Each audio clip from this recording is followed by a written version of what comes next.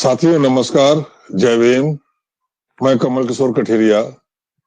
साथियों, मनुस्मृति जो है वो हिंदू धर्म ग्रंथ जो है, जो उसमें जितने भी धर्म ग्रंथ हैं हिंदू धर्म से रिलेटेड, उसमें सबसे अधिक विवादास्पद धर्म ग्रंथ यदि कोई है तो वो मनुस्मृति है।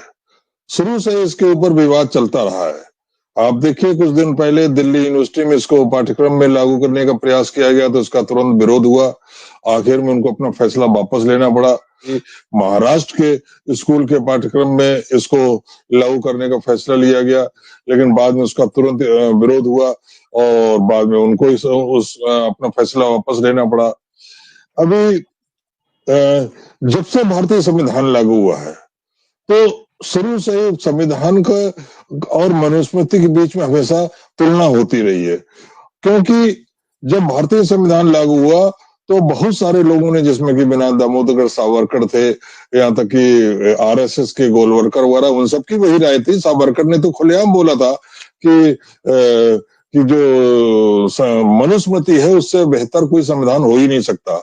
और गोलवलकर जी ने भी यही कहा था और आरएसएस के दूसरे लोगों ने कहा था कि भारतीय संविधान में हमें कोई भारतीयता नहीं दिखती है, क्यों। और उनकी भी अंतर मन हमेशा ये कहता रहा कि संविधान या तो मनुस्मृति को संविधान के रूप में लागू किया जाए, या जो भी संविधान हो वो मनुस्मृति से प्रेरणा लेता हुआ बने। जब भी मनुस्मृति का सवाल उठता है, मनुस्मृति चर्चा में आती है, तो ये सवाल जरूर आता है कि बाबा साहब अम्बेडकर ने मनुस्मृति क्यों जलाई। बाबा साहब अम्बेडकर ने 25 दिसंबर 1927 के दिन महाराष्ट्र के महाड़ जिले में इसका दहन किया था अपने साथियों के साथ। और वो अकस्मात नहीं था कि वो कोई आयोजन मनुस्मृति को जलाने के लिए नहीं था, बल्कि वो एक महाड़ सत्याग्रह चल रहा था कि वहां पर एक चावदार तालाब था जिसका पानी पीने के लिए जो अछूत समाज है, जो आजकल एससी कहलाता है, उसको मनाही थी। वहां जानवर भी पानी पी लेते थे, सब लोग पानी पीते, जानवर पानी पी लेते थे, लेकिन जो इस देश का एससी समाज है उसको पानी पीने की मनाही थी, मंदिरों में उनको घुसने की मनाही थी। तो ये महाड़ सत्याग्रह चल रहा था। बाबा साहब अम्बेडकर ने वहां पानी पीने के लिए जो कलेक्ट्रेट थी वहां से परमिशन ली थी। कलेक्ट्रेट ने कहा कि पानी पीने की कोई मनाही नहीं है। उसके बाद वो जो सनातनी अपने को बोलते हैं, वो लोग ऊपर के कोर्ट से जाके उस पर स्टे ले आए थे। तो एक सत्याग्रह चल रहा था। उसी समय लोगों के अंदर जागरूकता पैदा करने के लिए ये निर्णय लिया गया कि मनुस्मृति को जलाया जाए। तो मनुस्मृति का दहन करने के लिए बकायदा डेट फिक्स की गई। और बाबा साहब को मालूम था कि अगर हम रास्ते से सड़क के रास्ते जाएंगे तो मेरा बहुत विरोध होगा, रास्ते में हो सकता रोक लिया जाए। तो वो एक बंदरगाह से पानी के रास्ते, समुद्र के रास्ते वहां पहुंचे और करीब 10-12 किलोमीटर उनको बाद में पैदल जाना पड़ा। तब छुप छुपा के उस कार्यक्रम में पहुंचे। वहां जाकर उन्होंने भाषण दिया और बाद में अपने साथियों के साथ मनुस्मृति को जलाया। यहाँ पर एक और बात का उल्लेख करना बहुत आवश्यक है कि इस मनुस्मृति के जो का दहन कार्यक्रम था, इसमें एक उनके ब्राह्मण मित्र सहस्त्र बुद्धे भी शामिल थे। इनफैक्ट कहा तो यह जाता है कि सहस्त्र बुद्धे ने ही मनुस्मृति को जलाने का उनके सामने प्रस्ताव रखा था, जिसको कि डॉक्टर अम्बेडकर ने स्वीकार कर लिया था। और इस कार्यक्रम में सहस्त्र बुद्धे बकायदा हर पेज से एक श्लोक पढ़ते थे और उसके बाद पन्ना फाड़ के बाबा साहब अम्बेडकर को देते थे और बाबा साहब अम्बेडकर उसे अग्नि में डाल देते थे, जो कि बकायदा वहां पर एक कुंड बनाया गया था। अग्नि जैसे कि होता है, हवन कुंड होता है, या उस तरीके कुंड बनाया गया था, उसको उस अग्नि में उसको डाल देते थे। तो ये इस तरीके की है। तो ऐसे में बाबा साहब अम्बेडकर ने मनुस्मृति क्यों जलाई, ये एक प्रश्न जो प्रासंगिक हो जाता है, क्योंकि जब तक हम इस प्रश्न पर चर्चा नहीं करेंगे कि प्रश्न कि बाबा साहब अम्बेडकर ने जलाई क्यों, क्योंकि बाबा साहब तो पुस्तकों के बहुत बड़े प्रेमी थे। उनकी घर देखा जाए तो एक तरीके से पुस्तकालय था। फिर उन्होंने बाबा साहब ने जो है मनुस्मृति जलाई। आज हमारे साथ इस मुद्दे पर आपस में चर्चा करने के लिए राजेश कुमार जी हैं, जो कि प्रख्यात नाट्य लेखक हैं और उनके नाटकों ने अंतर्राष्ट्रीय स्तर पर जो है ख्याति पाई है। तमाम राष्ट्रीय लेवल पर उनको अवार्ड भी मिले हैं। राजेश कुमार जी के नाटक हमेशा सामाजिक सरोकारों पर ही आधारित होते हैं और उनको भी इन सब चीजों का बहुत गहरा लगाव है, जो कि चाहे वो धार्मिक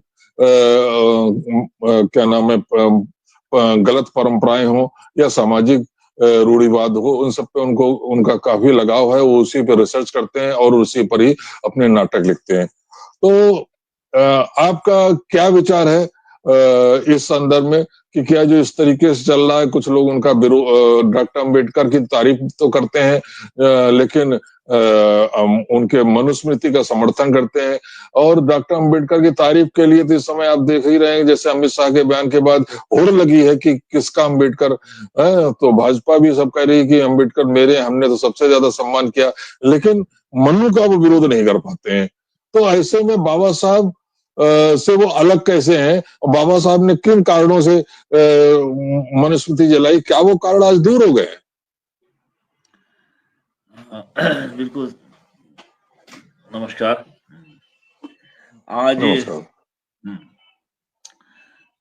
मनुस्मृति आज फिर चर्चे में है, और अभी लोकसभा में जिस तरह से बयान आया था अंबेडकर साहब के बारे में, तो उस बयान के आने के बाद फिर से पूरे राजनीति और सामाजिक आंदोलन का एक विषय बन गए हैं अंबेडकर साहब, बाबा साहब। क्योंकि जिस तरह से बयान दिया गया है कि अंबेडकर अंबेडकर अंबेडकर अंबेडकर तो जैसे एक फैशन हो गया है। हाँ, और अगर इतना अंबेडकर के जितना रट लगाए जा रहे हैं, अगर ईश्वर का नाम लेते तो स्वर्ग प्राप्त कर लेते हैं। तो ये एक तरह से जो लोग कह रहे हैं या इसके कथन को जो लोग जस्टिफाई कर रहे हैं, आप देखेंगे उनके क्रियाकलापों को, वो एक तरफ अंबेडकर को राजनीति की सत्ता में पहुंचने के लिए सीढ़ी की तरह प्रयोग करते हैं, क्योंकि उन्हें मालूम है कि आज के समय में अंबेडकर को माइनस करके आप सत्ता में नहीं जा सकते। अंबेडकर आज जन जन में है। ये वक्त था 20-25 वर्ष पहले जब अंबेडकर को नजरअंदाज किया गया, राजनीति में भी, सामाजिक रूप से भी और इतिहास में भी। आप इतिहास की ऐसी बहुत सी किताबें देखेंगे जो जिनमें उनके बारे में तरह तरह के अनर्गल बातें थी। और आज जो लोग अंबेडकर का अधिग्रहण करना चाह रहे, मैं अधिग्रहण शब्द इस्तेमाल कर रहा हूं, उनको इनकी विचारधारा से कोई मतलब नहीं है। अगर जो विचारधारा से मतलब होता तो जब वो जहां आप 22 प्रतिज्ञाओं पर आ जाते हैं जो धर्मांतरण पर उन्होंने नहीं, राजेश जी, हाँ, मनुस्मृति पे थोड़ा केंद्रित रखें आज। हाँ, मैं वही पा रहा हूं। तो वहां आते उनका जो है रूप बदल जाता है ना। उसी तरह से आप जब भी कोई आदमी अंबेडकर की बात करे, आप उनसे पूछिए उनकी विचारधारा के बारे में या मनुस्मृति के बारे में। मैं तो वहीं आ रहा था। तो मनुस्मृति की जो है जब आप चर्चा चलाएंगे तो वो डिफरेंट हो जाएंगे, वो आपसे एकदम मतांतरण हो जाएगा। उनका अंबेडकर से केवल यही अर्थ रहता है कि अंबेडकर के बहाने सत्ता में प्राप्त कर ले। लेकिन जब विचार पर आते हैं, अंबेडकर साहब ने, जैसा आपने बताया कि बहार तालाब के आंदोलन के दौरान जो ये काल वही है 1927 25 दिसंबर को मनुस्मृति का दहन हुआ था। तो ये दिनांक यही है। और आज भी तब से आज भी देखिए मनुस्मृति लगातार चर्चे में है। और केवल अब सवाल ये है कि मनुस्मृति केवल मनुस्मृति नहीं है, उस पर और पर चर्चा नहीं होती है। इसके अलावा बहुत सारे, कम से कम 1 दर्जन ग्रंथ हैं, जिन ग्रंथों में आपको पिछड़े और अनुसूचित जाति या दलित शोषित के बारे में, जो उनके वर्ण के बारे में बहुत ही भ्रामक और अनर्गल बातें लिखी गई है। अब जैसे मनुस्मृति लिखा कब गया, जैसे इस पे बात होती है अक्सर, तो ये कोई कहता है कि ईसा से 200 साल पहले का है, तो कोई ये कहता है कि ईसा के 200 साल के बाद, लेकिन पीरियड वही है। मुझे लगता है कि ये पीरियड वही है इसके लिखने का काल वही है जब वो वृद्धत की हत्या हुई।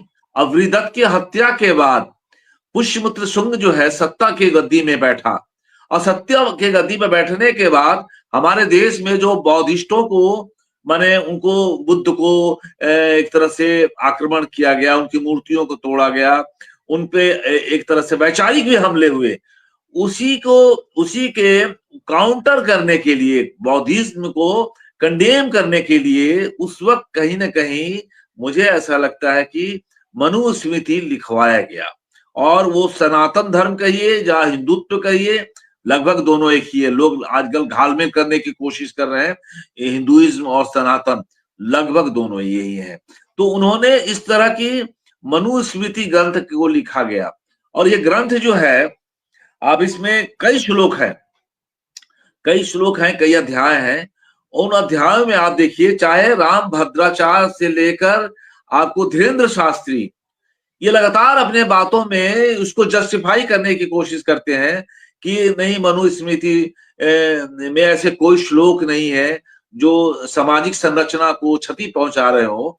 लेकिन आप इसमें कई ऐसे श्लोक हैं जिनको आप सुनना भी आसान नहीं है। और वो ये वर्णवादी व्यवस्था को पुख्ता करने वाला साहित्य है। इसमें राजेश जी, राजेश जी, आपकी बात को, जब आप श्लोक की बात कर रहे हैं तो श्लोक पे मैं बीच में जोड़ दूं कि जो श्लोक के कहते हैं, तो उसमें देखिए मनुस्मृति के 5वें अध्याय के श्लोक 148 में लिखा है कि लड़की जो है कभी स्वतंत्र नहीं हो सकती है। वो शादी से पहले पिता के संरक्षण में रहेगी, शादी के बाद पति के संरक्षण में, और जब विधवा हो जाएगी तो पुत्र के संरक्षण में। इसी प्रकार 11वें अध्याय के श्लोक 135 में लिखा है कि 10 वर्ष के ब्राह्मण का भी सम्मान होना चाहिए। यदि 90 वर्ष का क्षत्रिय भी हो, बाकी लोगों को छोड़िए, दूसरे वर्णों को, क्षत्रिय भी अगर 90 वर्ष का है और 10 वर्ष का ब्राह्मण है तो वो उसे अपने पिता के तरीके से उसका सम्मान करेगा। इसी प्रकार श्लोक 4थे अध्याय के श्लोक 78 से कैसे लिखा कि शूद्रों को शिक्षा नहीं मिलनी चाहिए। यही 8वें अध्याय में 20वें श्लोक में लिखा है, जन्म से ब्राह्मण भी राजा को सलाह दे सकता है, लेकिन शूद्र कितना विद्वान हो वो नहीं सलाह दे सकता। वो अगर सलाह देगा तो उसको दंड दिया जाएगा। लेकिन ब्राह्मण अगर अनपढ़ भी होगा, लेकिन अगर जन्म से ब्राह्मण परिवार में जन्म लिया तो वो राजा को सलाह दे सकता है। इस तरीके की बहुत सारी चीजें हैं। तो हम जो अपराध हैं, जो कि श्लोक 270 से 271 तक हैं, इसमें है जिसमें कि ये लिखा गया कि अगर कोई अपराध है तो ब्राह्मण को क्या दंड मिलेगा, क्षत्रिय क्या दंड मिलेगा, वैश्य को क्या दंड मिलेगा। और जैसे जैसे नीचे बढ़ते जाते हैं तो वो दंड का जो है कठोरता बढ़ती चली जाती है। मतलब एक समानता नहीं है, ये है। तो ऐसा नहीं है कि श्लोक में नहीं, श्लोक तो सब भरे हुए हैं। हाँ, अपनी बात चालू रखें। कुल जो है मेरे पास, तो ये कुल तो मेरे पास पुस्तक भी है मनुस्मृति। मैंने, लोग कहते हैं कि नहीं, जैसे राम भद्राचार्य जो है, स्वामी भद्राचार्य जो है, जो कहते हैं कि इसमें कोई ऐसा श्लोक नहीं है। तो अब ये पुस्तक आ गई है लोगों के बीच में, बहुत 40-50 रुपए में मिलती है किताबें, बाजार में कहीं भी चले जाए। इसको पढ़ने की भी जरूरत है। जो नहीं पढ़ेगा, बड़ी डिमांड है। हाँ, आजकल बड़ी डिमांड हो रही है इसकी। हाँ। तो ये इसमें 12 अध्याय हैं। मैं देख रहा हूं कि 12 अध्याय में कई श्लोक हैं।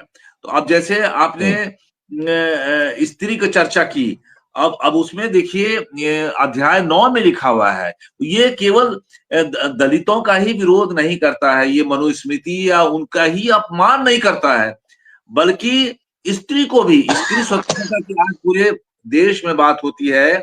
और हमारे देश में भी फेमिनिज्म आंदोलन है, नारीवादी आंदोलन है। नारी आज जगह जगह, अगर हवाई जहाज उड़ाती है तो सेना में भी है, और हर क्षेत्र में नारी का योगदान जबरदस्त है। उसमें वो ये कहते हैं, आपने चर्चा भी की, उसमें श्लोक 2 में अध्याय 9 का, मैं इसलिए चर्चा इसलिए कर दे रहा हूं कि बहुत सारे लोग अभी कहते हैं कि नहीं ये सब कहाँ है, जो पढ़ते नहीं है, जो व्हाट्सएप ग्रुप में होंगे वो ऐसी बातें कर देंगे। लेकिन मैं तो इसमें कई हैं, एक नहीं कई श्लोक हैं। तो कुछ श्लोक आपने चर्चा भी की। अब उसमें स्त्री को संबंध को लेकर जो है, उसमें साफ लिखा है कि श्लोक 2 में पुरुषों को चाहिए अपनी स्त्रियों को कभी स्वतंत्र न होने दे। देखिए पूरा डायरेक्शन दे रहे हैं, सजेशन भी नहीं दे रहे हैं, आदेश है। रूप रसादी विषयों में उनके आसक्त होने पर उन्हें अपने वश में रखें। अर्थात स्त्री को कोई अधिकार नहीं है कि अगर वो अपनी स्वतंत्रता से कोई कपड़ा पहने, वस्त्र पहने, अपने आप को सुंदर बनाने, हर आदमी का एक रहता है कि हम सुंदर बनाने की एक मनोवृत्ति होती है कि सुंदर रखें, तो उस पर भी वो रोकता है। बालापन में पिता, यौवन में स्वामी और बुढ़ापे में पुत्र स्त्री की रक्षा करते हैं। स्त्री कभी स्वतंत्रता के योग्य नहीं। देखिए ये साफ है कि माने ये कभी स्वतंत्र अर्थात स्वतंत्र के योग्य नहीं है। तो ये तलाक के अर्थात हमारे जो हिंदू कोड में बाबा साहब ने तलाक के भी एक दिया है कि अगर स्त्री को पति से नहीं पटता है, लड़ाई होती है, हिंसा होती है, तो ये साफ साफ कहते हैं स्त्री कभी स्वतंत्रता के योग्य नहीं है। आप उसको कभी भी उसको हमेशा गुलाम और दास बनाकर रखने की समय पर कन्यादान न करने से पिता, ऋतुकाल में पत्नी के साथ प्रसंग न करने से पति और पिता के मरने पर माता की रक्षा न करने से पुत्र निंदा के पात्र होते हैं। ऐसे आप देखेंगे एक नहीं है, कई ऐसे इसमें जिसमें इसी ग्रंथ में भी लिखा हुआ है कि ब्राह्मण जो है ब्रह्मा के मुख से पैदा होते हैं, क्षत्रिय बाजू से पैदा होते हैं, बाह से, और उदर से वैश्य और पैरों से जो सबसे निचले जगह है वो वहां से वो आपको ये है शूद्र पैदा होते हैं। तो इसमें ऐसे एक नहीं, यहाँ तक कि कई एक श्लोक है यहाँ पे मैं आपको दिखा दूंगा कि जिस राज्य में, अब देखिए एक और है, मैंने एक नहीं है जो कहता है जिस देश में राजा शूद्र हो उस देश में निवास न करें। जो गांव चोर, डाकू, छली, कपटी आदि दुरात्माओं की बस्ती से घिरा हो, या नास्तिक वेद निंदा से आक्रांत हो, या चांडाल आदि अधम जातियों में जिस पीड़ा हो रही है वहां भी न रहे। तो ये पूरी तरह से आप देखें लोकतंत्र में, यहाँ पर आप चुनाव के द्वारा, लोकतंत्र में जनता के भागीदारी के द्वारा कोई आदमी सत्ता में आ सकता है। ये साफ साफ उसका निषेध कर रहा है, निषेध करके बता रहा है हाँ कि आप जो है राजा, शूद्र राजा बन ही नहीं सकते हैं, और अगर वो बनते हैं तो उस प्रदेश में रहने की भी जरूरत नहीं है। तो इसलिए बल्कि यहाँ तक कि उन्होंने निर्धारित किया है इसमें कई जगह कि शूद्रों का काम ही है केवल सेवा करना, बल्कि उनको धन संचय पर कि आप जो है पैसा एकत्रित नहीं कर सकते हैं, पैसा जमा नहीं कर सकते हैं, और अगर जमा करते हैं तो राजा का अधिकार है, ब्राह्मण को अधिकार है, क्षत्रिय से कहे, राजा से कहे, उनके संपत्ति को छीन ले। इस तरह के भी इसमें मनुस्मृति में इस तरह की बातें जो कही गई हैं। और एक नहीं, हम तो कह रहे हैं कि ये इसमें आपत्तिजनक नहीं बल्कि बहुत से अश्लील शब्द भी हैं इसमें कि अगर ब्राह्मण जो है किसी निम्न वर्ग की, शूद्र वर्ग की अगर उसके साथ वो संभोग करता है, बलात्कार करता है, तो ये उनकी हल्की सजा है। लेकिन अगर वो शूद्र करता है तो उसके जो सजा है बहुत ज्यादा भयानक सजा है। इसलिए बाबा साहब ने ये एक प्रतीकात्मक रूप 25 दिसंबर को जलाने का अभियान रखा था और लोगों को यह आकृष्ट करने की कोशिश की कि ये पुस्तक जो है हमें निकृष्ट साबित करता है, इसलिए इस पुस्तक का विरोध होना चाहिए, ऐसे पुस्तकों को जलाना चाहिए। नहीं, आपने सही कहा राजेश जी। असल में देखिए जो बाबा साहब अम्बेडकर तो पुस्तक प्रेमी थे, उन्होंने इसको अगर जलाया तो उन्होंने इसका, क्योंकि इसके अंदर जो विचारधारा भरी हुई थी, क्योंकि एक तरीके से जो ऐसा नहीं है कि मनुस्मृति ने जाति व्यवस्था को पैदा किया हो, जाति व्यवस्था तो पहले से ही स्थापित थी इस देश में। मनुस्मृति, जो कि आपने सही बोला, बृहदत्त के समय में जो है तमाम स्मृतियां लिखी गई, उसी में ही मनु ने ये मनुस्मृति लिखी गई। एक तरीके से जैसे कि इस्लाम में शरिया कानून होता है, या बाद में IR IPC या CRPC वगैरह बनाए गए, तो ये एक तरीके से ये विधि का विधि शास्त्र है हिंदू धर्म के लिए, जिसमें बताया गया है कि किस व्यक्ति को क्या करना चाहिए। अंतर केवल इतना है कि इसमें धर्म के वो वर्ण के आधार पर सबके कर्म बताए गए, वर्ण के आधार पर किसको सम्मान मिलेगा, किसको कम सम्मान मिलेगा वो बताया गया। ब्राह्मण को सबसे अधिक सम्मान है, जैसे जैसे नीचे जाएंगे उसका सम्मान कम होता जाएगा। लेकिन काम, ड्यूटी, वो जो बताई गई है वो जितना नीचे जाएंगे उतनी बढ़ती जाएगी। मतलब शूद्र के लिए तो पूरा सेवा ही बताया गया है। तो बाबा साहब ने इसी आधार पे उन्होंने कहा था कि चूंकि ये जो जाति आधारित भेदभाव और अस्पृश्यता की व्यवस्था को न केवल कायम रखना बल्कि उसको जो है कानूनी रूप देता है, धर्म के आधार पर कानूनी जमा देता है, तो इसलिए उन्होंने जो है इसका जलाने का निर्णय किया। बहुत से लोग बोलते हैं इसको जलाने से क्या जाति भेदभाव समाप्त हो गया। निश्चित रूप से उनको भी मालूम था कि पुस्तक को जलाने से कोई जाति भेदभाव नहीं समाप्त होगा। जैसे कि गांधी जी ने विदेशी कपड़ों की होली जलाई थी, तो उन्हें मालूम था इससे लोग जो है विदेशी कपड़ा एकदम से पहनना तो बंद नहीं कर देंगे, अंग्रेजों को बहुत बड़ा नुकसान तो नहीं हो जाएगा। वो केवल एक संदेश देना चाहते थे अंग्रेजों को कि हम आपका विरोध कर रहे हैं, और अपने समाज को ये संदेश देना चाहते थे कि लोग जो है देसी कपड़े पहने। वही बाबा साहब अम्बेडकर का मकसद था। एक तो जो जाति व्यवस्था के समर्थक समाज था उसको वो संदेश देना चाहते थे कि भाई हम आपकी बनाई हुई सड़ी व्यवस्था को अब और सह नहीं सकते, हम इसका विरोध करने के लिए अब सड़क पर आ रहे हैं, हम अपने हक अधिकार लेकर रहेंगे, आप चाहे दो न दो, हम उनको लेकर रहेंगे। और वही अपने समाज को बताना चाह रहे थे कि ज्यादा इन धर्म ग्रंथों के चक्कर मत पड़ो, ये जो धर्म ग्रंथ हैं ये आपके शोषण के लिए बनाए गए हैं। ये कानून जो है उनका मकसद जो है, जो स्मृतियों में जो कानून बनाए गए उनका मकसद ही आपकी जो दास्ता है, आपकी गुलामी है, उसको और मजबूत बनाना है, उसको धर्म का आवरण देकर उसको मजबूत बनाकर रखना है। इसलिए उनका इससे विरोध था। तो ये जो मकसद था उनका बिल्कुल सही था। और यदि देखा जाए तो जिस मकसद से, जिस कारणों से उन्होंने जाति व्यवस्था के विरोध में ये सब इसको प्रतीकात्मक रूप से इसको जलाया, तो देखा जाए अगर वो जाति भेदभाव तो आज भी है, भले ही कम हो गया है लेकिन आज भी है। तो बाबा साहब ने जिस उद्देश्य प्रतीकात्मक रूप से सही मनुस्मृति को जलाया था, वो सारे आधार आज भी मौजूद हैं, और इसलिए समाज में इन बातों पर ज्यादा चर्चा करने की आवश्यकता है। राजेश जी, इसी के साथ मैं बात को इस आज की चर्चा समाप्त कर रहा हूं, क्योंकि टाइम काफी हो गया है। आप ने भाग लिया इस चर्चा में, अपने अमूल्य विचार रखे, बहुत बहुत धन्यवाद। सभी साथियों को जय भीम, नमो बुद्धाय।